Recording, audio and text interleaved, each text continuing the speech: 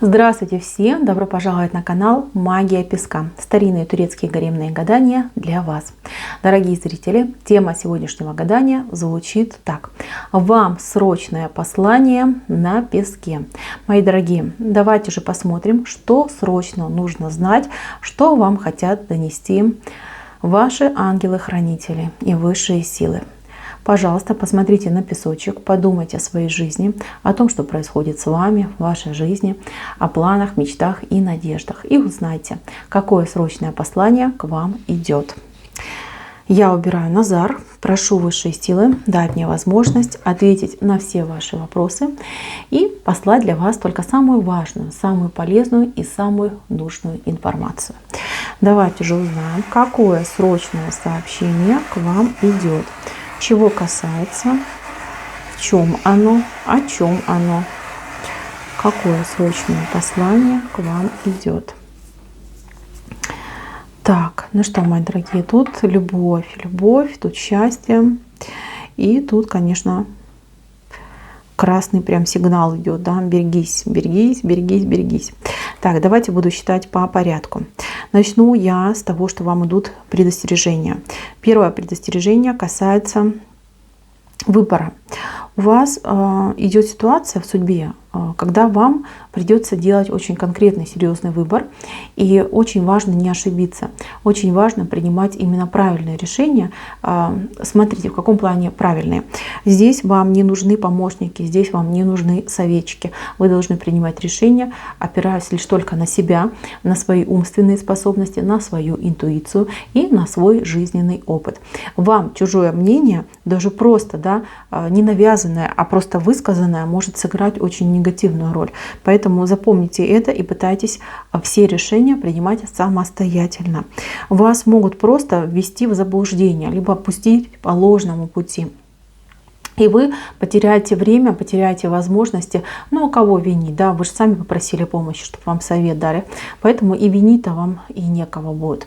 Мои дорогие, здесь очень важно вам, вот здесь такая рыба вам идет, да, эту рыбу поймать самостоятельно, не просить никого помочь. Да, может быть, вам будет нелегко, да, может быть, вам придется там и побороться, и побарахтаться, и что угодно.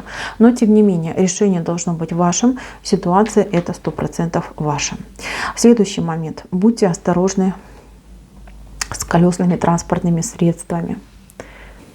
Здесь именно идет такая ситуация, что вот колеса, что с колесами связано. Это могут быть и мотоцикл, и велосипед, и автомобиль. То есть колеса для вас почему-то вот идут как опасные, да. Если вы водитель, то, конечно же, постарайтесь соблюдать все правила, да, и не спешить быть пристегнутым. Если вы пешеход, то будьте аккуратны на дорогах. Там, если вы велосипедист, да, будьте аккуратны при движении. Вот прям идет вам предостережение, и все. Тут возможны какие-то травмы. Я не буду говорить, что тут что-то сложное, опасное, но тут травмы могут быть, понимаете, и растяжения, и переломы, и там, не дай бог, да, какие-то вот такие моменты. Поэтому нужно себя будет поберечь, и нужно быть поаккуратнее. Следующий момент. Здесь вышел клык. Клык — это опасный враг, да? Опасный враг, который вас преследует по пятам. Не надо вам ни с кем ругаться и скандалить, потому что вы можете себе нажить вот такого врага. Его еще у вас в жизни нет, но такая вероятность как будто бы идет. Да? Понимаете, что не нужно скатываться на оскорбления, на какие-то низшие энергии. Если вы видите, что-то происходит, там, например, неладное, да, что-то идет вразрез с правилами общества, людей и Бога.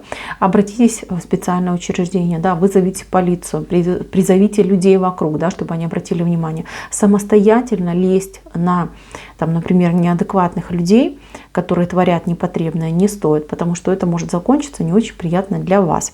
Эти люди могут затаиться до поры до времени, потом вам попытаться просто отомстить. И чтобы этого не произошло, просто понимайте, что вам не стоит вмешиваться в такие дела. Конечно, проходить мимо, если вы видите что-то плохое, не стоит, но и в то же время не стоит лезть, как говорится, грудью на амбразуру. Так, еще у вас в окружении есть человек, который, у него очень длинные руки, которые постоянно к вам эти руки тянет. Я не знаю, может у вас что-то все время просить, дай мне это, помоги, одолжи, взаймы дай, пятое, десятое. То есть человек уже просто обнаглел. Человек, который живет за ваш счет. От этого человека нужно обязательно отходить на несколько шагов назад. Плюс этому человеку нужно четко и конкретно указать, что руки у тебя слишком длинные, да, до чужого добра жадные. Поэтому займись, пожалуйста, своей жизнью. Если тебе что-то нужно, иди за работой, получи. Если действительно у тебя какое-то сложное положение, сложная ситуация, я, конечно же, с удовольствием помогу. Но просто так лезть ко мне, да, все время, дай, выручи, помоги, пятое, десятое, это того не стоит. Вы работаете, вы вкалываетесь, да, получается, что человек просто так, не знаючи, да, ни труда, ни ответственности, все получает. Этот человек уже привык. Если вы начнете отказывать, то будьте готовы к тому, что этот человек может на вас обижаться. Не воспринимайте эти обиды по-серьезному и понимайте, что человек просто уже обнаглел. Вот. На работе у вас может быть конкуренция, но конкуренция не явная. То есть есть кто-то, кто, скажем так, вас побаивается и недолюбливает. Да? При этом человек ни сном, ни духом этого не показывает. Он, наоборот, может улыбаться, может говорить: ой, бро, я же за тебя, пятое, десятое. А на самом деле нет. Здесь человек такой, знаете, подозрительный, и человек по своей сути с гнильцой, да, и видя, что вы замечательный, добрый человек, хороший сотрудник, помощник, пятое, десятое, человек говорит: ох, а вдруг меня подсидит, вдруг что-то такое случится, что меня прогонят и выгонят. Здесь нужно это прорабатывать, проговаривать, и в лучшем случае вообще стараться на работе, да, общаться лишь только по работе.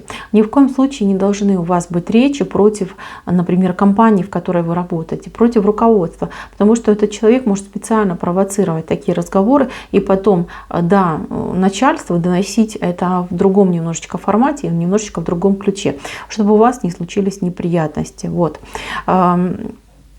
На работе работайте. Работайте, если у вас есть какие-то претензии, вопросы, идите к вышестоящему руководству и там все это озвучивайте.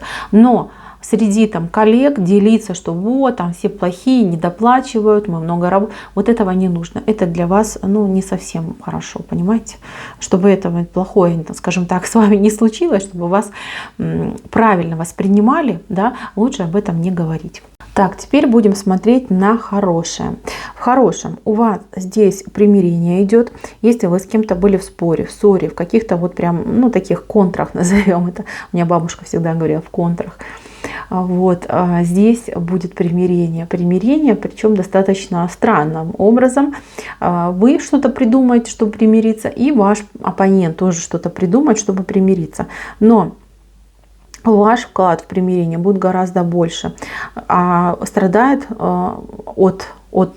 скажем так, от ссоры вашей больше ваш оппонент, понимаете, очень сильно переживает, причем человек мог, скажем, даже похудеть, может быть, со здоровьем что-то не так пошло, может быть, даже человек ударился, да, во все тяжкие, чтобы заглушить эту боль переживания.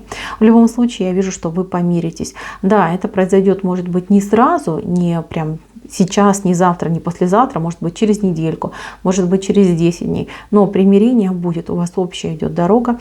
И здесь, смотрите, вы опять пара, между вами любовь, между вами счастье. Кстати, это еще может означать, что ваш суженый, ваша половиночка, ваш человек по судьбе, он уже где-то рядом с вами в вашем поле находится. Совсем скоро вы друг к другу повернетесь лицами, да, и по единой дороге сойдетесь в пару и в отношения. Знаете, здесь в любом случае прекрасный союз двух людей, которые друг друга любят, которые друг другом любуются. Союз этот необычный, союз это по стреле идет. Видите, какая стрела идет, да? Стрела — это божественное вмешательство. Это не просто так два человека встретились и влюбились. Нет, вашу встречу очень долго готовили, планировали, и вы встретитесь именно в тот день и в тот час, чтобы все у вас сложилось и успешно, и удачно, и чтобы была и любовь, и счастье, и прекрасная семья. Знаете, Возможно, вы уже общаетесь с этим человеком, например, в интернете, а вот личной встречи не было. Вы все ее ждете, ждете, ждете, а она не происходит. Либо была какая-то встреча, но там больше вопросов было, да, чем реальности и понимания, что происходит между вами. Мои дорогие, в любом случае пройдет еще чуть-чуть времени, у кого-то месяц, у кого-то 2. Встреча будет яркая, прекрасная, незабываемая. И вот в эту встречу вы таки примете решение быть вместе, соединиться в едином союзе и стать счастливыми людьми. Знаете, вот вы как-то одинаково друг в друге нуждаетесь. И вы нуждаетесь в человеке, и человек очень нуждается в вас. И решение ваше, оно будет тем прекрасно, что оно будет абсолютно обоюдное.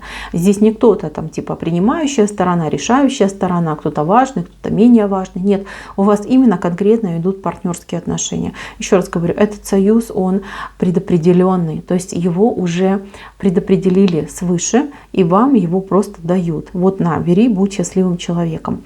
От вас, кстати, потребуется, возможно, даже какие-то действия, связанные там с дорогой, с поездкой, с переездом. И человек тоже будет к вам стремиться, но больше я вижу, что человек вас к себе зовет и говорит: давай, приезжай, будем вместе. Вам сложно, кстати, будет решиться, но высшие силы говорят, что оно того стоит. Попробуй. Они говорят, просто попробуй. Да? Ты будешь очень много думать, переживать, надо, не надо, стоит, не стоит. Просто попробуй поехать туда, ну, я не знаю, там, в гости, да, просто посмотреть, что происходит, как человек живет, как общается, что у него там в быту, в жизни.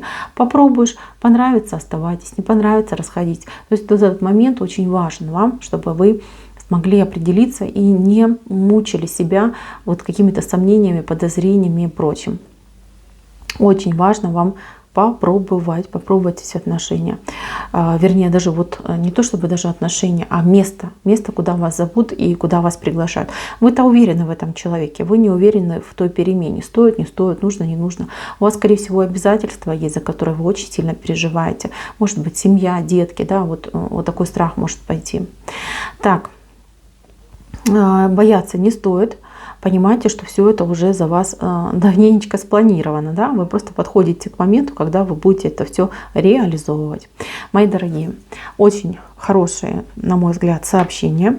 Главное, ничего не бойтесь, понимайте, что все будет хорошо. Боритесь за себя, боритесь за свое счастье, боритесь за свое место под солнцем. Обязательно. И все будет замечательно. Не лезьте туда, куда вас, скажем так, не зовут. И, конечно же, будьте человеком активным, но в то же время реально оценивайте свои силы, да? Не наживите себе неприятностей. На этом все. Мое гадание закончено. Спасибо всем за внимание. Всем пока-пока.